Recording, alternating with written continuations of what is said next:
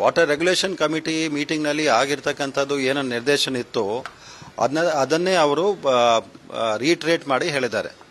So ಅದರ ಪ್ರಕಾರ 12,000 cusecs ನೀರನ್ನು ಬರುವ 15 ದಿನಕ್ಕೆ ಬಿಡಬೇಕು ಅಂತ ಹೇಳಿ ಒಂದು ಆದೇಶವನ್ನು ಅವರು ಕೊಟ್ಟಿದ್ದಾರೆ.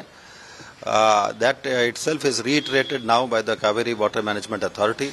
ಇದರಲ್ಲಿ ಇರ್ತಕ್ಕಂಥ ಅಂಶಗಳು ಏನಿದೆ ಅದರ ಬಗ್ಗೆ ಬಹಳಷ್ಟು ವಾದ ನಡೆದಿದೆ. ತಮಿಳುನಾಡಿನವರು ಇದಕ್ಕಿಂತನೂ 2 ಪಟ್ಟು ನೀರು ಬಿಡುಗಡೆ ಮಾಡಬೇಕಂತದ್ದು ಅವರು ವಾದ ಮಾಡಿದರೆ, ನಮ್ಮಲ್ಲಿ ನಾವು ನೀರನ್ನು ಬಿಡುಗಡೆ ಮಾಡುವ ನಮ್ಮಲ್ಲಿ ಕ್ಷಮತೆ ಇಲ್ಲ, ಅದನ್ನು ಮಾಡೋಕ್ಕೆ ಬರೋದಿಲ್ಲ ಅಂತ ಹೇಳಿ ನಾವು ಹೇಳ್ತೀವಿ. ಸೊ ತದನಂತರ ಅಥಾರಿಟಿ ಒಂದು ತೀರ್ಮಾನಕ್ಕೆ ಬಂದಿದೆ. ನಮ್ಮ ಪ್ರಕಾರ ಅದು ನಮಗೆ ಅನ್ಯಾಯವಾಗಿದೆ. ಅದನ್ನು ಯಾವ ರೀತಿಯಲ್ಲಿ ಲೀಗಲ್ ಒಂದು ರೆಮಿಡಿಯನ್ನು ಮಾಡಬೇಕು, ಲೀಗಲ್ ಯಾವ ರೀತಿಯಲ್ಲಿ ನಮಗೆ ಸಾಧ್ಯತೆ ಇದೆ, ಆ ಸಾಧ್ಯತೆಗಳ ಬಗ್ಗೆ ನಾವು ನಮ್ಮ ಲೀಗಲ್ ಎಕ್ಸ್ಪರ್ಟ್ಸ್ ಜೊತೆ ಕೂಡ ಚರ್ಚೆ ಮಾಡ್ತೀವಿ. ಮಾನ್ಯ ಸರ್ಕಾರವು ಅದರ ಬಗ್ಗೆ ತೀರ್ಮಾನವನ್ನು ತೆಗೆದುಕೊಳ್ಳುತ್ತೆ. ಅದರ ಬಗ್ಗೆ ಶೀಘ್ರವೇ ತಮಗೆ ಮಾಹಿತಿಯನ್ನು ಕೊಡ್ತಾರೆ.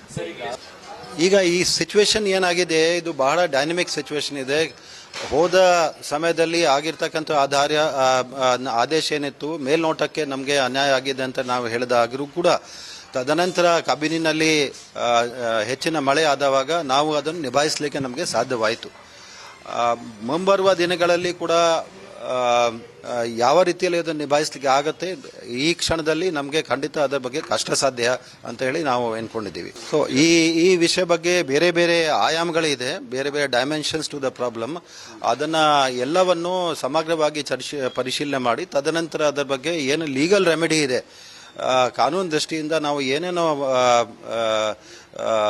ಉಪಾಯಗಳನ್ನು ಮಾಡಬಹುದು ಅಥವಾ ಯಾವ ರೀತಿಯಲ್ಲಿ ನಾವು ನ್ಯಾಯವನ್ನು ಪಡೆಯಬಹುದು ರಾಜ್ಯಕ್ಕೆ, ಅದರ ಬಗ್ಗೆ ಖಂಡಿತ ಕ್ರಮವನ್ನು ಕೈಗೊಳ್ತೀವಿ.